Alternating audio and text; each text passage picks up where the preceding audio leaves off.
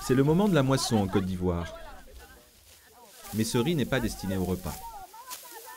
Cette coopérative de femmes produit des semences de riz de haute qualité qu'elles vendent dans un entrepôt de semences géré par le gouvernement.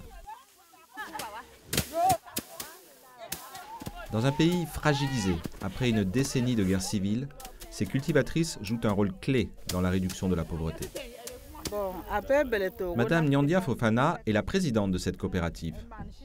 Elles ont commencé la culture du riz pour les semences il y a 2 ans et sont déjà en train d'en récolter les bénéfices.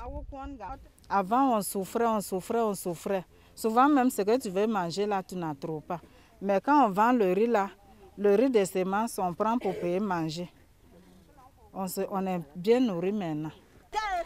Le groupe de Nyandia cultive Vita9, une variété productive et plus résistante aux maladies et aux insectes, et elles ont presque doublé leur rendement et leurs bénéfices. Pour Nyandia, une veuve avec 3 enfants, plus de gains veut dire plus d'indépendance, surtout dans un pays où les femmes sont responsables de la production de la moitié de l'alimentation, mais comptent sur les hommes pour accéder à la terre.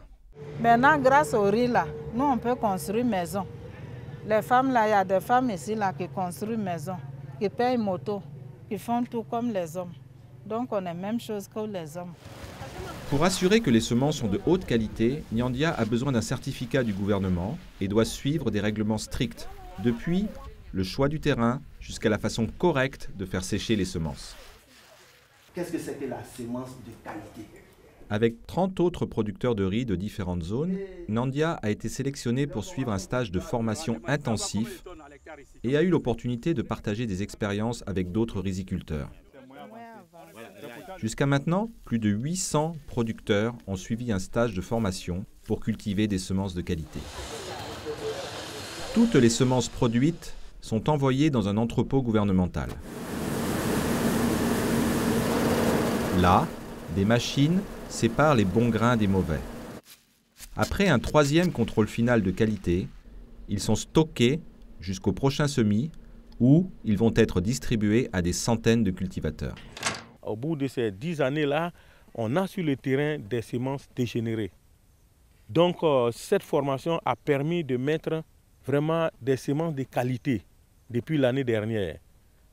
Et ça fait que les rendements au niveau des producteurs s'est vraiment amélioré.